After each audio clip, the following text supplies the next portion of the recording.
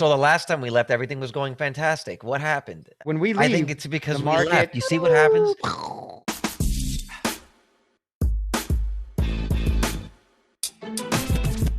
When we were talking in our channel back in April or so, Last April. we were buying all of these stocks. They're still at 5 to 10x. So when we say everything is down, this is relative term, okay? This is not since last March, April, if you were actually in the market and not a chicken shit and running away. Like and subscribe. Hit the bell. Come on, get us up to 500, 600 subs. 500-600 subs, guys. Like and subscribe. And we'll do nothing for you, but please do it. This is the NASDAQ. You look at this and you say it's destroyed. And you're like, oh my God. But then when you zoom out and you look at where we were last year, this is where we were last year. This was literally the bottom. It was at 6,700. Remember? We could probably go back in time and find a video that the NASDAQ was at 7,000. Is it ever going to recover?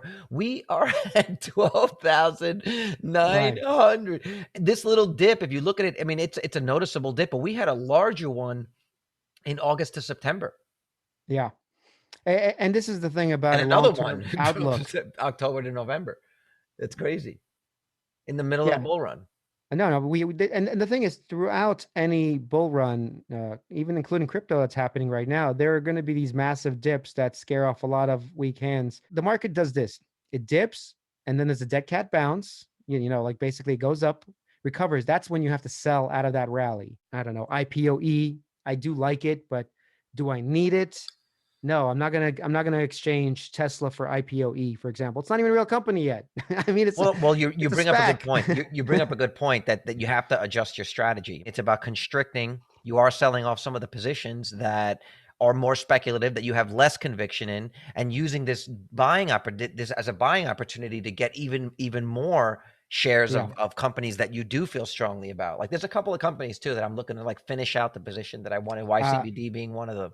Yes, and I am looking again. I kind of regret not picking up as many as I wanted of that. Well, we might get another dip for Planet 13 too, and honestly, and a lot of other positions, we might get a better buying opportunity.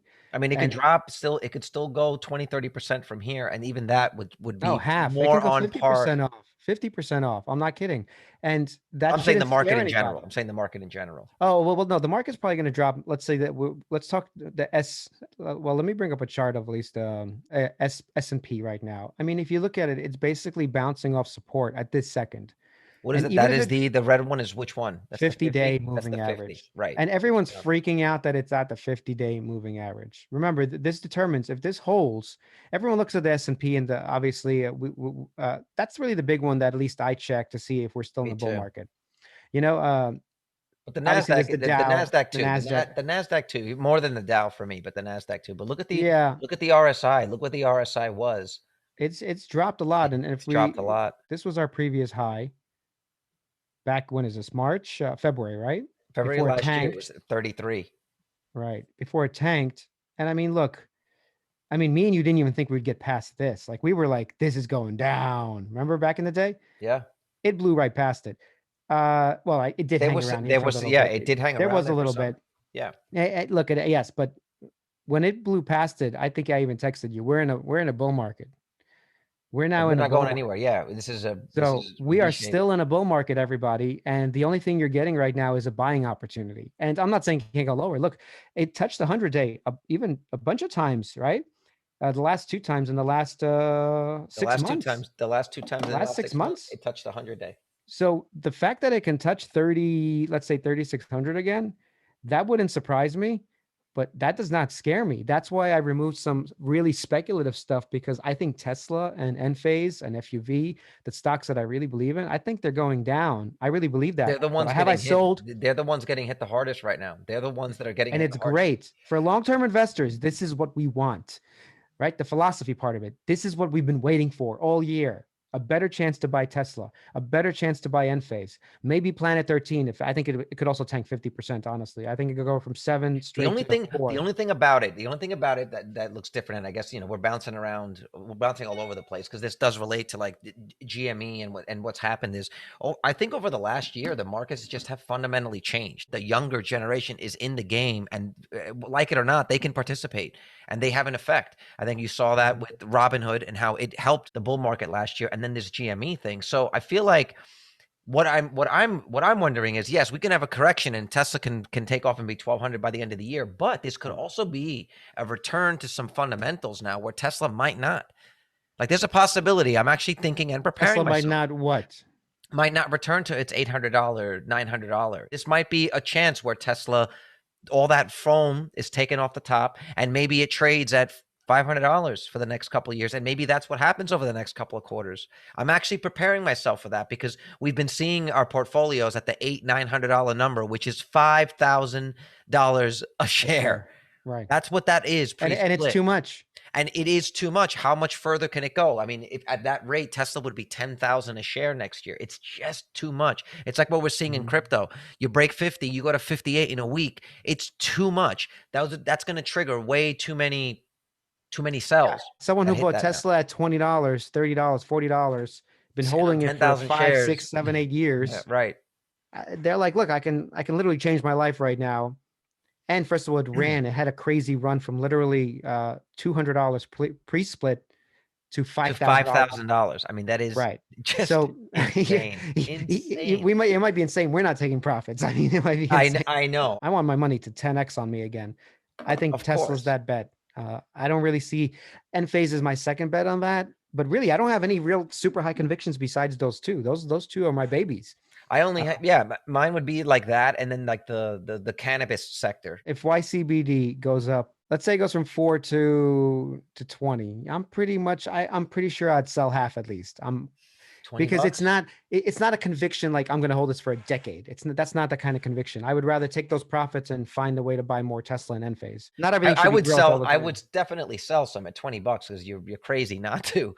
But yeah, and the level of 5x, that's a 5-6x. That would be a 7x almost from where I bought it.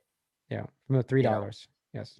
Yeah, I mean, I was buying some below. Depends, right?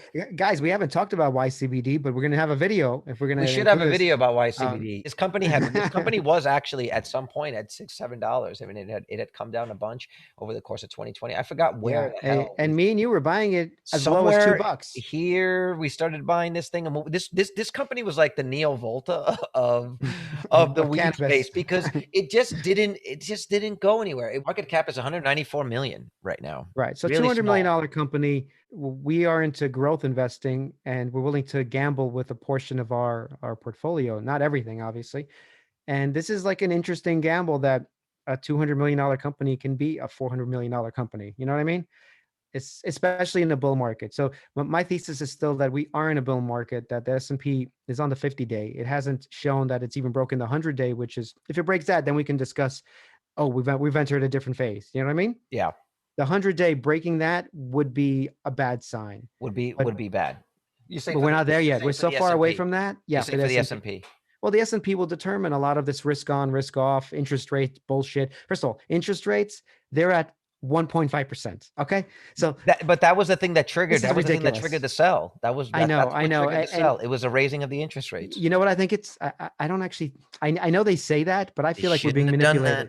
I feel like we're being manipulated. That's really what I think. Manipulated how so? Get your tinfoil hat, everybody. Vitaly's got a conspiracy theory. The sell-off happens also in conjunction. Remember, traders know what's going on, right? So if they know this bit of news is coming out, that rates are going up or something's happening in the bond market, blah, blah, blah. Who wants to put their money in bonds? Nobody right now. Honestly, nobody. But anyway, rates are going up in bonds in the 10-year. Fine, goes to 1.5%. This is I'm not a bond trader, obviously, but neither am I. 1.5%. You realize how low that is? First of all, okay. So money's getting more expensive, blah, blah, blah. So people take risk off. But if people know this is going to happen, like the traders anticipated, this is not a tinfoil hat theory. They're just pulling it down because that's what they always did. This was what always they do when the rates move up, even a little bit, almost non-existent to 1.5%. Does that mean any of our stocks are like Tesla's not going to grow 50% compounded annually? It is still going to grow 50% compounded annually. Do you see what I'm saying? So yes. This is what I think. No, I understand. The market is going back and up, and Tesla's going, I think, this year over 800. Mark my words, people, on this channel. You heard it.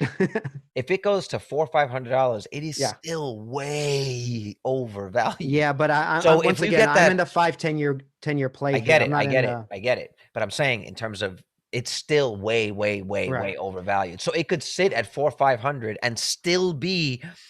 overvalued at I that agree. rate. So it's not like you are paying a premium, but but it hasn't tanked. Like, it's not that Tesla has tanked. It's just Right. not as overvalued as Well, it the once the thing was, but is, it's like you still said, the overvalued. catalyst. I agree with you right now. But what happens when Tesla releases some energy product, or they sell more The solar, or HVAC, that well, HVAC. forget I'm about. I'm sorry, I saying that just the current products. But what happens when a Cybertruck hits and they have to fulfill, who knows, 300,000 orders? Do you realize how much money we can do a simple calculation? How much money they're going to get here? I'm assuming instead of a million, let's assume 300,000 out of those million, a third actually buy the Cybertruck. I'm not counting everybody who's pre-ordered times 50,000 average. This is just gross, of course. We can do a percentage. 15 billion bucks is what they would end up making. I don't know. Is that over 2 years? Maybe. I don't know what that is. It depends how fast they can produce these and cars. what are the profit margin on the X and the Y? What, 30%? It's around, well, let's say 30? 25 times. We're going to assume, let's say we can Say assume 20. 25. Okay, say 25. 20%. Fine, Fine. 20%. Uh, It's still that's $3 billion three billion bucks. that they're going to make extra in profit off that one product, not counting the semis, not counting the solar, the energy, the God knows what else they're working on. It's good. The batteries that they're making right now, right? The We've all batteries, seen the the battery day. van, the little quad, Model 2, Model 2 they're working Model on in 2, the China. two-seater. Yeah, I So mean, like you're talking about all this growth, 50% compounded. Elon has said it for years. We ignored him for years. Let's pay attention to what the guy is saying. He says for a decade, Tesla will grow 50% compounded. So rates can go up all the f they want. That's all I'll say. Tesla's going up. It might not be tomorrow, which is great for us, but over the span of 5-10 years, you are investing in a company that's doing nothing but I compounding money. listen, I am still a buyer, and every available every available cash that I can get, that I can find this thing anywhere under 700, I will keep buying it on the way down. I'm not going to make the Yeah. mistake that I made last year, waiting for a perfect entry point. I'm just going to No. just dollar cost Dollar average on the cost way up and on the average. way down. DCA, baby. Tesla at 800 billion, or maybe it's at 600 billion now market cap. It's going to be a Yeah. lot easier to get that price up higher than Right. for Apple at 2 trillion. You're throwing a grain of sand into an ocean when you throw your money into Tesla. And it's Yeah. actually one thing that we should, and I don't think we've ever really explained. The market cap of the company is probably the single most important and often ignored Oh yeah. aspect of a stock price. Is people are looking at the stock price itself and they wonder, it can go to $20 or it can go to $10. The market cap is the single most important thing to determine how much is going to need to get to that. So a Right. stock that is at a $200 million, like we were looking at Ycbd, and you say, I want to double my money, I want to put $10,000 into this stock. If you look at the market cap at the bottom, $194 million, that means $194 million worth of shares need to be bought for that price to go from 373 to $7, whatever it is. Obviously, it went up higher than I thought it could go, It like broke out of $7. but that it had hit that price before. It had been at that price. That Well, was yeah, the but I mean, that in was recent, like it broke out of my trend. You see my perfect trend that Mhm. was happening, Yeah. and then it broke out as soon as it hit $4. It tanked a little bit, but then retested the 21 day as we keep talking about, and took off like a rocket straight to 7. But look at this. This is kind of amazing. It's back in the channel again. It Mhm. took this detour out, and we can go through FUV. This is like a day to cover everything, but Yeah. it FUV is back in its channel too, which is weird. Everything is just back to where it should have been before the massive January run up when everybody FOMOed in. It would have been nicer if we actually were smart enough. We do track this stuff, but it would have been nice if we sold into the rally a little bit because these kind of rallies don't last. They never Well, when do. what you're seeing is, yeah, when they break out of the channel, it's most likely Yeah. going to correct back. Yeah. And so, yeah, had we have sold out some of it at $7, it's an Yeah. easy double.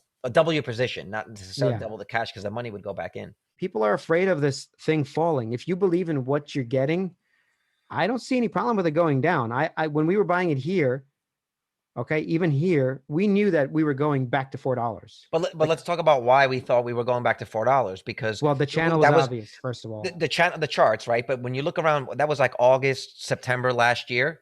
Yeah. August, September last year, there was a lot of that was heavy election season, and we were hearing a lot of like legalizing cannabis, freeing people that have been in jail for this kind of crime. There was a lot of talk about the legalization of marijuana and how those stocks performed so well under the pandemic. So we Right. were really bullish. I mean, we were bullish on it already, but then we felt like there was going to be a changing of the wind in the wind, and we've hit that. I mean, that was what I think triggered the run in January. Was all Uh, the talk of all the legislative news that was going that's to true. happen. That's There true. was a lot of talk of legislative news in A lot of January. speculation, basically, that shot it straight up. And Mhm. me and you should have been smarter to maybe take a little bit off, because something that runs from here to here, I don't think that's sustainable in most How many cases. days was that? That was like 3 days. Yeah, No, it was February 1st, yeah, to the okay. 10th, a 10th. Yeah, week. it It was a little bit over a was a week. little bit over a week. And honestly, this big candle should have been like a sign that it's reversing. Any high conviction play, if I see around the 200 day, I actually go and buy.